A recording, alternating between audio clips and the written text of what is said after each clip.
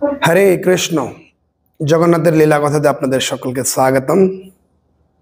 তো পর্যায়ক্রমে ধারাবাহিক আমরা জগন্নাথের লীলা কথা শুনে আসছি। সামনে রথযাত্রা, এই জন্য আমরা চাইছি কি জগন্নাথ তিনি রথে রূঢ় হয়ে তিনি সমস্ত প্রজাকে দর্শন করার জন্য বা সাধারণ জীবকে দর্শন করার জন্য তিনি রথে ভ্রমণ করবেন এবং তিনি মাসির বাড়িতে 8 দিন অবস্থান করবেন। আমরা চাইছি বিভিন্ন জগন্নাথের করুণাময়, কৃপাময়, ঔদার্যময় সেই সমস্ত লীলা শ্রবণ করার মাধ্যমে আমরা তার বিশেষ কৃপা আশীর্বাদ প্রাপ্ত হয়। এই জন্য আমরা জগন্নাথের লীলা কথা আলোচনা করছি। তো আজকে আমরা মাতা লক্ষ্মীর দিব্য লীলা শ্রবণ করব। মাতা লক্ষ্মী ও সিয়া চণ্ডালিনী। কত মাতা লক্ষ্মীর প্রয়োজন আছে আমাদের এই পৃথিবীতে।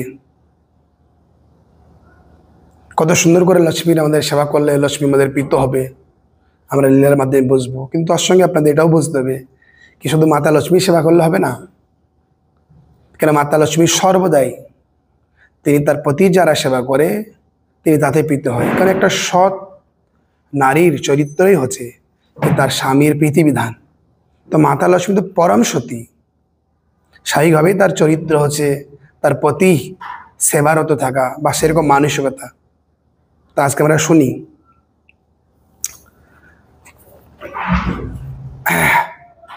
মার্গীয় শিশু অর্থাৎ অগ্রহণ মাসে উড়িষ্যার অধিবাসীগণ লক্ষ্মী দেবীর বিশেষ পূজা করেন।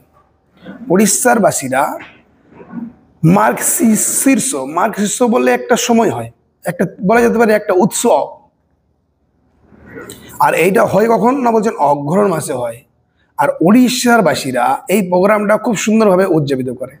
বিশেষ করে যারা উড়িষ্যার বাসিন্দা আমার এই কথা শ্রবণ করছেন তারা জানবেন এই লীলাতে, এই লীলা শ্রবণ করে তারা জানবেন কি হ্যাঁ এই কথাটা কত সত্যি করে থাকেন।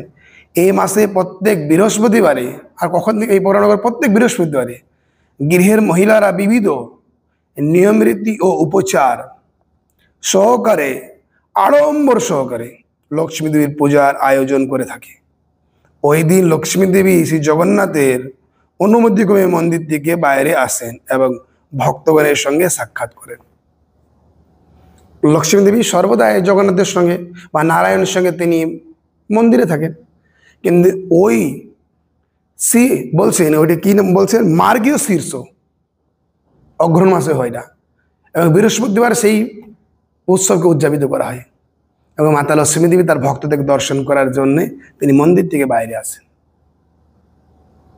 এক সময় মাতা লক্ষ্মী তার ভক্তদেরকে দর্শন করার জন্য শ্রী মন্দির থেকে বাইরে এসেছিলেন পাড়াতে, এবং তিনি খুব সকালবেলায় মানে ভোরবেলায় এসেছিলেন তিনি।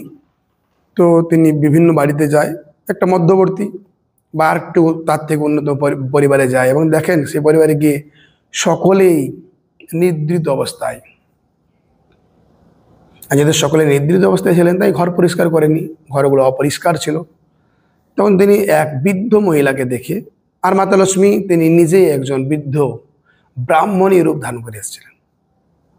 একজন বৃদ্ধকে তিনি জিজ্ঞাসা করেন, এরা এখনো ঘুম থেকে ওঠেনি, তো আপনাদের জানতে হবে কি আজকের দিনে যদি বিশেষভাবে কেউ মাতা লক্ষ্মীর পুজো করে তাহলে মাতা লক্ষ্মী তাদেরকে বিশেষ বিশেষ কি আশীর্বাদ প্রদান করেন।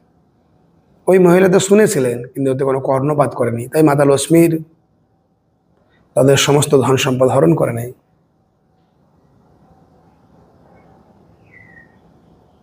তারপরে ওই বাড়ির যারা মানুষ তারা সকলেই প্রায় ভিখারি হয়ে যায়, তাদের জীবিকা হয়ে যায় ভিক্ষা করে জীবন যাপন করতেন তারা। এবং মাতা লক্ষ্মী পাশের এক গ্রামে যায় এবং এক চণ্ডালের বাড়িতে গিয়ে তিনি দেখেন এক চণ্ডালিনী সুন্দর করে ঘর পরিষ্কার পরিচ্ছন্ন করে নিয়ম নিষ্ঠা সহকারে স্নান করে পবিত্র হয়ে বাড়িতে অঙ্কন করছেন, আলপনা দিয়ে অঙ্কন। এগুলো আমরা বাড়িতে দেখেছি, আমাদের বোনেরা করতো, মায়েরা করতো।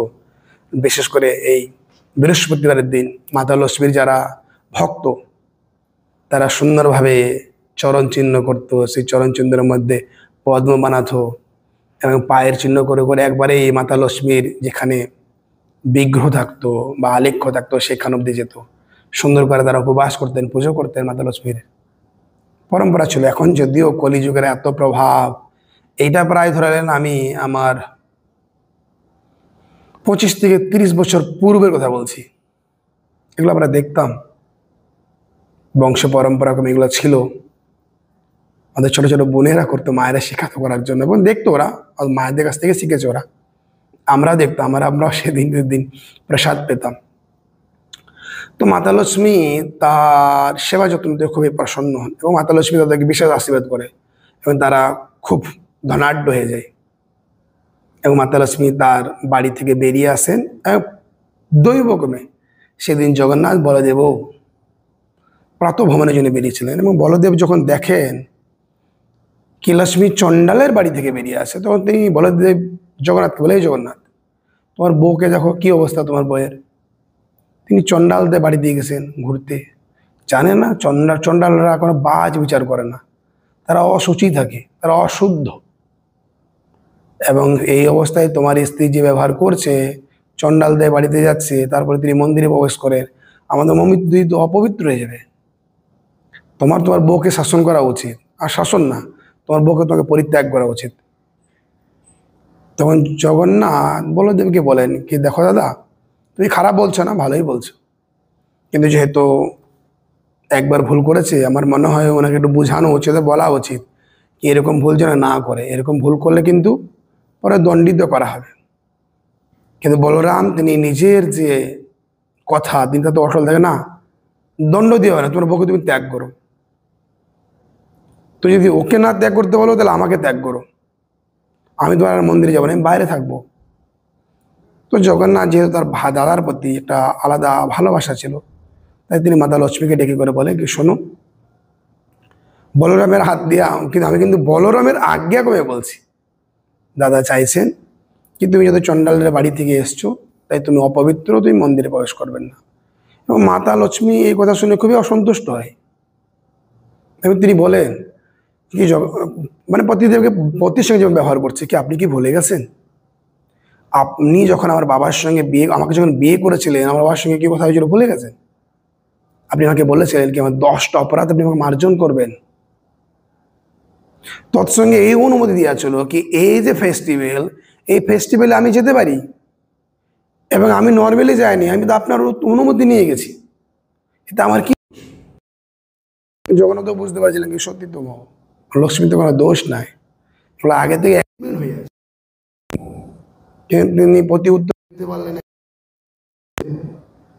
মাতা লক্ষ্মী খুবই অসন্তুষ্ট হয়, কিন্তু তিনি অভিশাপ দিয়ে যায় কি, যাও, আমি তোমাকে অভিশাপ দিচ্ছি, আজ থেকে 12 বছর তুমি পর্যাপ্ত পরিমাণে আহার করতে পারবে না তুমি। এবং তোমার যদি আহার জুটোই, তো কি জুটবে, শুধুমাত্র আমার হাতের রান্না, আমার পরিবেশিত রান্না জুটবে, তোর আহারও জুটবে না। এই বলে মাতা লক্ষ্মী তার সমস্ত পরিকরকে নিয়ে চলে যায়। এবং তার পরের দিন ঘুম থেকে জগন্নাথের বলদেব ঘুম থেকে উঠে, এবং তারা পাতরাত প্রসাদ পাওয়ার জন্য তারা অপেক্ষা করে।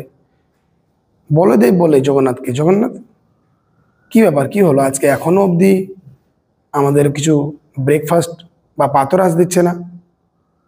তখন জগন্নাথ বলে, ব্যাপারটা এইরকম যে, তো লক্ষ্মী চলে গেছে, তো তার যে সহপাঠী, তার যে সেবিকারা, তারা সবাই একসঙ্গে চলে গেছে। তখন বলদেব আর জগন্নাথ ঘুম থেকে উঠে তারা মনে করে কি যে আমরা নিজে নিজে রান্না করি। তখন তারা কিচেনে যায়, সেখানে গিয়ে দেখেন কি না কি তাদের সহপাঠীরা যত মাতা লক্ষ্মীকে তারা বহিষ্কৃত করেছেন, তাই তাদের উনুনগুলো ভেঙে দিয়েছে, রান্না করার মতো আর জায়গা নেই। বলদেব মনে করে চলো স্টোরে যায়, যেখানে রান্না করার সামগ্রী থাকে, ওইখানে গিয়ে দেখে না স্টোর পুরো খালি। কেন কেন মাতা লক্ষ্মী যেতে চলে গেছে, তাই সমস্ত কিছুই উধাও হয়ে গেছে। কেন শব্দ মাতা লক্ষ্মীর এই কৃপা। তখন তারা দুজন কি করবে, তখন তারা দুজন খুবই যেহেতু ক্ষুধার্ত, ভিক্ষা করতে পারে। এবং যেহেতু মাতা লক্ষ্মীর তাদের বলে না, মাতা লক্ষ্মীর কৃপা থেকে বঞ্চিত হয়েছে, যে মানুষের মাতা লক্ষ্মীর কৃপা থেকে বঞ্চিত হয়, তার দশা সেম হুবহু এরকম। দেখেলেন আপনারা, তাহলে বুঝতে পারবেন। এখন কারো প্রশ্ন হতে পারে এই কথা শুনে কি, অনন্ত কোটি ব্রহ্মাণ্ডের মালিক হচ্ছে ঈশ্বর, সেই ঈশ্বর কি না আবার ভিক্ষা করতে গেছেন? তো বলছেন আমাদের জানতে হবে, যদিও ভগবান সকলের ঐশ্বর্যের অধীশ্বর, সকল ঐশ্বর্যের অধীশ্বর ঈশ্বর এবং প্রত্যেকের পালনকারী, তিনি তো সমস্ত জীবকে পালন করছে, তবুও তিনি একজন সাধারণ ভিক্ষুকের মতো ভিক্ষা করতে গেছেন। কেন ভিক্ষা করতে গেছেন? না বিশেষ ইল্লাটি করেছিলেন তার ভক্তের মহত্ব প্রকাশ করার জন্য, তার ভক্তের মহিমা, মানে তার ভক্ত এই পৃথিবীতে কত গুরুত্বপূর্ণ, তার কত প্রিয়জন, তিনি কত শ্রেষ্ঠ, তিনি কত পূজ্য, তিনি কত আরাধ্য, এটা প্রমাণ করার জন্য ভগবান তার ভক্তের সব সময় তার গুণকীর্তনকে বর্ধিত করার জন্য, গুণকীর্তন করার জন্য, তার মহিমা সমস্ত সংসারে প্রকাশিত করার জন্য ভগবান তৎপর উদ্গ্রীব হয়ে থাকেন।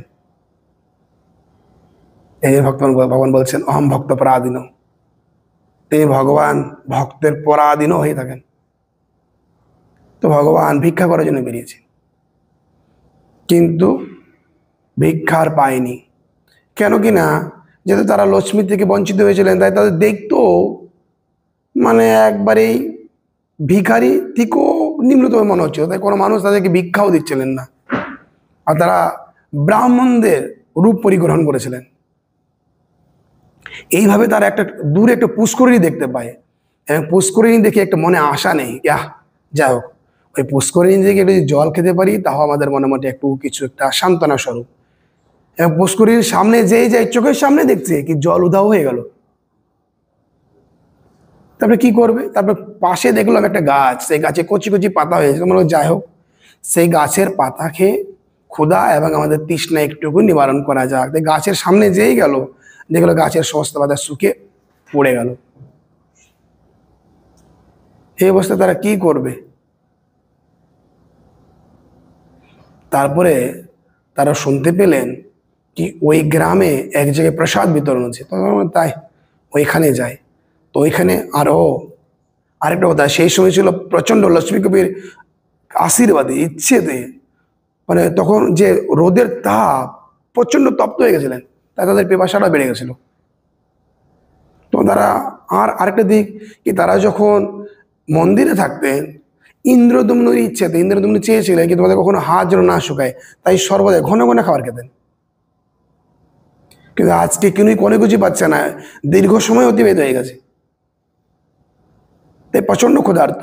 তো যখন শুনে কারো মুখে কি ওইখানে কিছু প্রসাদ বিতরণ করা হচ্ছে, তখন সেখানে যায় এবং গিয়ে দেখে কি অনেকজন তারা কিছু প্রসাদ সঙ্গে সংগ্রহ করে নিয়ে আসছে। তো একজনের কাছ থেকে চায় কি কিছু প্রসাদ আমাদের দেবে। একজন মহিলা ছিল, তিনি রাজি হয়, ঠিক আছে। কিন্তু তার হাত থেকে যে প্রসাদ দেওয়ার জন্য যায়, লক্ষ্মী দেবীর আশীর্বাদে এমন প্রচন্ড ঝড় আসে, সেই সমস্ত মুড়ি উড়ে চলে যায়। তারা এখনো খেতে পারে না, তারা কি করবে? খুবই দুঃখিত।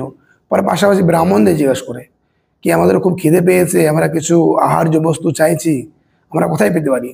তখন ওরা বলে কি ওইখানে একটা চণ্ডাল পাড়া আছে, চণ্ডালদের পাড়াতে চলে যাও, ওইখানে একজন ব্যক্তি আছে খুব দানি, ওদিকে গিয়ে বলো ওরা দেবে। তখন ওরা ওই চণ্ডাল পাড়াতে চলে যায় এবং সেই বাড়িতে গিয়ে বলেন কি আমরা খুব ক্ষুধার্ত, আমাদের কিছু খাবার লাগবে, তো দয়া করে যদি তোমরা দাও। তারপরে জগন্নাথ একটু বলদেব চিন্তা করে মনে মনে, ধর চণ্ডালদের হাতে রান্না আমি খাবো না। তখন উনি বলে শোনো আমাকে খাবার বানিয়ে দিতে হবে না, তোমরা এক কাজ করো, আমাকে সেই সামগ্রীগুলো দিয়ে দাও, আমি কি করে নেবো, আমি বানিয়ে নেবো। তখন তারা যথারীতি, যেহেতু ব্রাহ্মণ রূপ পরিগ্রহ করে এসেছিলেন, তাই সুন্দর করে একটা নতুন উনুন বানিয়ে দেয়, সমস্ত সামগ্রী দেয় এবং বলদেব জগন্নাথকে বলে স্নান করতে চলে যায়। হ্যাঁ জগন্নাথ, তুমি রান্না করে তাহলে, আমি একটু স্নান করে আসছি। আর যেহেতু বলদেব অগ্র, জগন্নাথ কি বলো, ঠিক আছে যাও। এবং জগন্নাথ হাজারো চেষ্টা করে উনুন জ্বালাতে আর পারেনি, আর বলদেব সেদিকে স্নান করে মনের আনন্দে ভাবে আসছে কি অনেক পরিশ্রমের পরে এখন আমি কিছু খাবার খাইয়ে একটু নিজেকে সান্ত্বনা দিতে পারবো। কিন্তু এসে দেখেন জগন্নাথ খাবার বানানো তো অনেক দূরের কথা, আহার্য বস্তু রেডি করা তো অনেক দূরের কথা, তিনি উনুনটা জ্বালাতে পারেনি। তো তখন বলদেব খুব অপ্রসন্ন হন, খুব এবং জগন্নাথকে ভর্সনা করে যে তোমাদের একটা ছোট্ট কাজও হয় না। তখন বলদেব তুই সরো, আমাকে করতে তো আমি নিজেই করবো। তখন বলদেব চেষ্টা করে, কিন্তু বলদেব সে আগুন তো জ্বালাতে পারে না, এইসব ধুঁ, এত ধুঁ ধুঁ ধুঁ, এত ধুঁ হয় কি ঘর পুরো ধুঁয়ে ভরে যায়। যতজন সে বাড়িতে ছিল সকলের চোখ থেকে জল বেরোতে শুরু করে, সকলে কাশতে শুরু করে, সকলে কাশছে। তখন বলদেব ও শেষে হার মেনে নেয়। তিনি বলে, কাজ করো তোমরা, কাজ করো, তোমাদের বাড়িতে কি আছে সেগুলো তো আমরা বলেই খাই। তোমার ওরা খুব আদর যত্ন সহকারে প্রসাদ নিয়ে আসে, তাদেরকে পরিবেশন করে। জগন্নাথ বলদেব সেই প্রসাদ পেয়ে বুঝতে পারে, এই প্রসাদটা, এই জগন্নাথ প্রসাদটা একটু পরিচিত পরিচিত মনে হচ্ছে, মনে হচ্ছে আমরা মন্দিরে যেভাবে খাবার খেতাম সেই রকমই। বলছে, হ্যাঁ সেই রকমই তো, খুব সুস্বাদু। কিন্তু জগন্নাথ আর বলদেব এদের খাওয়ার শেষে স্পেশাল পিঠে দেওয়া হতো, এটা মাতা লক্ষ্মী দিতেন। এবং ওই বাড়িতেও দেখছেন স্যার একইভাবে, যখন তাদের খাবার প্রায় শেষ, মানে পিঠে দিয়েছে, তখন জগন্নাথ বলদেবের মধ্যে কথাবার্তা চলছে, এই এরা কি করে জানলো কি আমরা খাবার শেষে এই পিঠে খাই আর ওই পিঠে আমাদের দিচ্ছে? তবে তুমি বুঝতে পারছো তো, অবশ্যই এদের বাড়িতে লক্ষ্মী অবস্থান করছে, লক্ষ্মী অবস্থান করছে। তো যেহেতু জগন্নাথ ছিলেন অগ্রজ, মানে তার ভাইয়ের পত্নী, বলদেবের ভাইয়ের পত্নী, মানে জগন্নাথের বউ, তাই বলদেব আর গেলেন না। বলদেব জগন্নাথকে বলে, যাও তোমার বউকে বলো কি তিনি বাড়ি ফিরে আসুক, আর অসুবিধা নেই, তিনি তার ভক্তদের দর্শন করার জন্য আসতে পারে, আমরা আর কখনো বাধা দেবো না। কিন্তু ওকে বলবে কি যা কিছু করবে না করবে, দিনের দিন যেন বাড়ি ফিরে আসে। তখন যখন এই কথা মাতা লক্ষ্মীকে বলেন জগন্নাথ, মাতা লক্ষ্মী খুবই প্রসন্ন হন, খুবই আনন্দ পায়। এবং তার সঙ্গে জগন্নাথকে উনি একটা প্রতিজ্ঞা করায়, প্রভু আপনাকে একটা কথা, আমাকে একটা প্রতিজ্ঞা দিতে হবে, আমাকে একটা কথা দিতে হবে, আপনাকে প্রতিজ্ঞা করতে হবে, আমাকে কথা দিতে হবে। মানে কি বলো? বলছে, আপনার প্রসাদের জন্য কখনো ভেদ না হয়, জাতি ভেদ না হয়, সকলের জন্য প্রসাদ পেতে পারে। তা আজকে আমরা যখন জগন্নাথ পুরীতে যাবো, তখন আমরা দেখবো কি ব্রাহ্মণ, চণ্ডাল, বুঝলেন, ইভেন কুকুর সঙ্গে অবধি একসঙ্গে জগন্নাথের প্রসাদ পায়। তো জগন্নাথের এই মহিমা, তো জগন্নাথের এই বিশেষ কৃপা আশীর্বাদ শুধু আপনাদের মধ্যে রাখবেন না, এই জগন্নাথের বিশেষ কৃপা আশীর্বাদ সমস্ত জগৎবাসীকে দেন। তাই আপনারা যারা এই ভিডিওগুলো দেখছেন, আপনারা প্রথমে এই ভিডিওগুলোকে শেয়ার করবেন। তৎসঙ্গে আপনারাও যাতে নিয়মিত এই জগন্নাথের কৃপা আশীর্বাদ পেতে থাকেন, তার জন্য চ্যানেলটাকে সাবস্ক্রাইব করে রাখবেন। আর আমাদেরকে উৎসাহ দেওয়ার জন্য, যাতে আমরাও সুন্দর সুন্দর জগন্নাথের লীলা আপনাদের কাছে উপস্থাপন করতে পারি, আপনাদের মনোমুগ্ধকর, আপনাদের হৃদয় স্পর্শী, আত্মসাৎ, তার জন্য আপনারা এই ভিডিওগুলোকে লাইক করুন। হরে কৃষ্ণা।